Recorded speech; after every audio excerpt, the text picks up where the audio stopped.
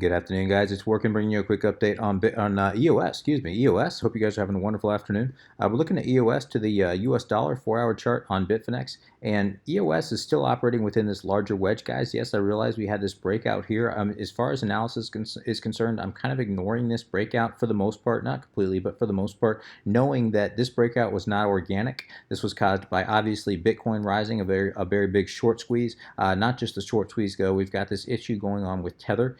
Where everybody got out of Tether, at least a lot of people got out of Tether, guys, which caused this massive surge in Bitcoin, which caused this massive surge in not just EOS, a lot of other altcoins. Now, we did have this correction. Price came right back down. First of all, it came in and tested this zone, which is a well-known supply area, a well-known resistance that I've talked about many times, between 5.92 and 6.14. This zone right here, guys, we wicked right into it, immediately rejected. This zone has been tested numerous times. We're on the 4-hour chart. On the 4-hour chart, it's been, I don't even want to count how many times. On the daily, it's been tested about 5 separate times, guys. So this is a very strong resistance here, on the top of which sits at 6.14, and this is a resistance area, has to get cleared. This I'm not going to get excited on EOS until we clear 6.14, and by clear I don't mean by a wick. I mean we get at least a 4-hour candle opening and closing above 6.14 and consolidating above. I'd really like to see it get into this zone here and penetrate this supply zone between 6.145 and 6.70. This area right here, if we can penetrate this zone and start consolidating sideways, I'm going to start getting rather excited. In the meantime, guys, we're watching this structure. Excuse me. I'm watching this zone here. Price came up, testing the top. I wouldn't be surprised as price came back down. We come zoom in here. We go swing low, swing high of this latest microstructure, and we can see that price came back down, wicked perfectly right into the golden pocket right here, and it's literally hopping right on top of the 618, right on top of that golden pocket here. Just literally ping-pong balling back and forth between the 50 and the 618. Now this wouldn't surprise me if we come back down, possibly test the bottom of this zone, hit sitting at about 5.45. That's been a very relevant support and or resistance in the past many times. As long as we stay above 5.45, guys, I'll remain cautiously optimistic. If we do break 5.45, I think it'll be a very quick, let me get rid of this fib here. Oh, sorry guys. Get rid of this fib. I think it could be a very quick drop. If we break 5.45, a very quick drop down to this order block right down here. This is the area I'd be watching for a possible reversal right in here, guys. At least price coming down, hitting this zone, possibly reversing course. This is the area that you might want to consider stacking in buy orders. If you're stacking in orders now, going long, I mean if you're planning on holding this for a year or two, then by all means start slowly dollar cost averaging it now would be a bad idea. If you're a day or swing trader, then I'd be waiting for a breakdown coming into this zone down here, starting to stack in buy orders, possibly at 5.26 all the way down to this ascending support line here. Let's call it, depending, obviously it would depend on where it hits down here, but I'd call it about 5.13, somewhere thereabouts, guys. That's the zone. This is the zone right in here where I would start stacking in buy orders. Very lightly, guys. I would not go heavy, whatever fiat you have. I've got buy orders stacked in here between 5.26 and 5.10 with a very tight stop sitting at about $5.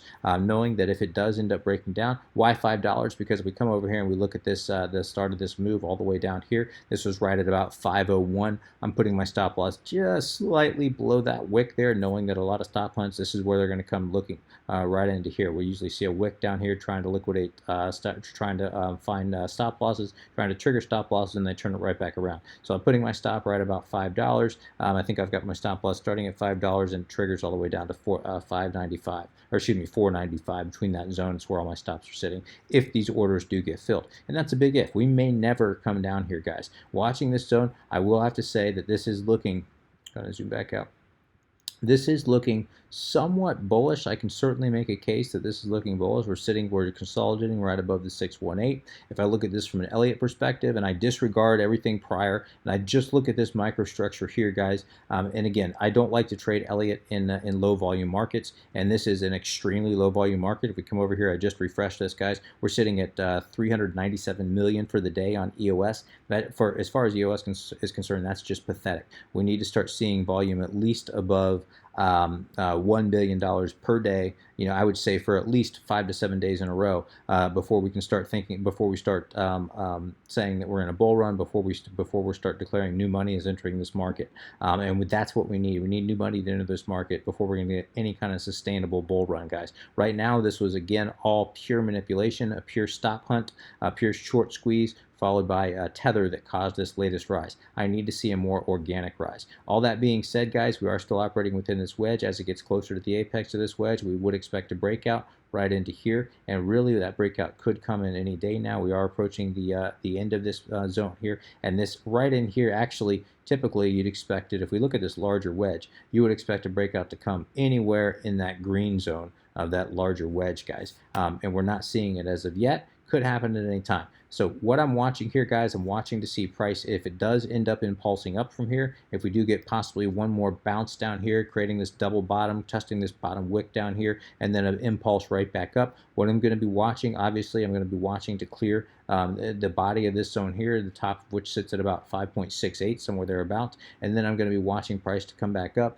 and come into this order block right in here. This is the area I'm going to be watching, the lower portion of this supply area, 5.92, somewhere thereabouts, possibly even a little bit lower than that. That's the area I'm going to be watching. If we can clear above that, if we can consolidate sideways into this zone here, that's going to be rather bullish, but we really need to clear 6.14. If we clear 6.14, guys, I think there's a very good chance that we may have seen bottom with EOS, and then it may just be blue skies from there. Now, if this is a genuine breakout, by breakout, I don't mean just a wick here, but if we get a breakout, if we get a 4-hour candle opening and closing above this wedge and getting into this zone, if it's a genuine breakout to the upside and not just a bull trap, this is the zone it'll probably clear very quickly. It'll probably clear 6.14 very quickly. If we get a breakout that comes in and hits this zone and just kind of starts consolidating, moving sideways, or if it hits this zone and immediately breaks down below it, that's going to be, I'm going to consider that a very probable bear trap, or excuse me, bull trap, where price is coming up, trapping people into long positions, making people think it's going to go long,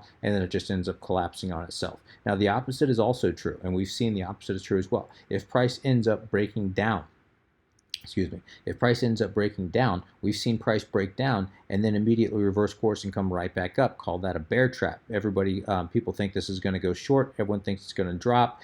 People enter short positions, and market makers turn it right back around, liquidate those shorts, and bring price right back up. The area I'm going to be watching for a possible reversal, if it ends up being a bear trap, will be right here between 4.73, 4.67. This zone right back here has acted as a very strong resistance many times in the past. We can see it's been tested 1, 2, 3, 4, 5 times in the past, guys, and every time it had a very strong, it hit that zone and immediately impulsed right back up from it. Didn't even consolidate, just hit that zone and boom. So this is the area I'm going to be watching, 4.73 to 4.67. If 4.67 breaks down, guys, that's going to be very bearish. Now, we do have a little bit of support at 450, a little bit at 428. Those both are very weak support areas, guys. If 4.67 breaks down, I do think, especially breaking out of this wedge, if it breaks down with any kind of force, I think we're going to clear all that, and we could possibly very quickly end up down into this $4 to 350 supply zone down here, demand zone down here. And I've showed you guys in the past that is a very relevant demand zone. If we come back in time here, we can see that price with that demand zone was created all the way back in December. See, price came down, wick, broke up, very impulsively broke back up, guys. So there's a lot of buy orders. It was tested right here as well by just a wick and immediately pushed back up. So there's a lot of buy orders, more than likely sitting between $4 and $3.50. I have a lot of fiat sitting between $4 and $3.50. A lot of buy orders sitting down here waiting to get filled. They may never get filled. In fact, probability tells me they probably will never get filled. But I do have fiat on the side sitting there waiting. If it ever does get down there, guys, then I'm going to take advantage of that without question. If I never see it, so be it. That's fine with me. Nothing lost, guys. I still have money, and there's going to be plenty of opportunity going forward. Pardon me. If we come in here and we look at our moving averages on the daily chart, we can see that price just broke above this the 21-day EMA. Now we haven't really had a real decisive break above this 21-day EMA, guys. It's just been really sitting almost right on top of it, almost really right on it. I really would like to see this the daily candle, a nice decisive break above it and opening and closing well above it, not sitting on it, but well above this 21-day EMA. If we see that, guys, that's going to be a rather bullish indication. Until we see that, though, really, This 50-day moving average here on this orange line here, really we need to clear that. If we can clear above the 50-day moving average on the daily, that's going to be a very, very bullish sign. Until then, guys, I'm very, very cautious and skeptical about this last move here. If we come over here and we look at short positions, we can see shorts on EOS, especially if I zoom out. Shorts are still fairly stacked. If I zoom back in, we can see that a lot of them got liquidated here, but relatively speaking, not nearly. Especially if we compare it to Bitcoin, they really didn't get wrecked as much as Bitcoin, especially not as much as Bitcoin did at all. Really didn't really phase them. So shorts remain relatively stacked, nothing real significant. We look at long positions. This is what I find interesting. Same thing with Bitcoin, guys. Typically, when you see a spike, you see a spike in long positions, and we did not see that. In fact, we saw the opposite. Same with Bitcoin. We saw the opposite. We saw people liquidating their long positions. In other words, they're taking profit. We saw people take profit, which is so significant, guys. That tells you that that retail investors, typically dumb money, is getting smart. And that is a significant move, guys. So it's really the market makers are going to have to get very creative. Either they're going to give up and this thing is just going to tank, or I think we're going to start seeing a pretty significant bull run. If this thing does tank, I still believe we're going to see a bull run, guys. We just might see a lot of pain. Price is going to have, if we do end up falling down, price is going to have to get to a point to where people get interested again and new money is willing to enter the market.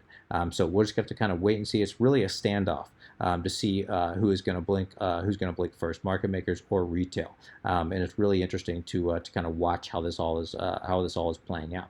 So anyway, guys, I'm going to go ahead and wrap it there. If you have any comments, questions, suggestions, please let me know in the comment section below. As always, would appreciate an upvote if you have enjoyed this content. Until next time, guys, please trade safe. Take care of yourselves. This is Working. Signing out.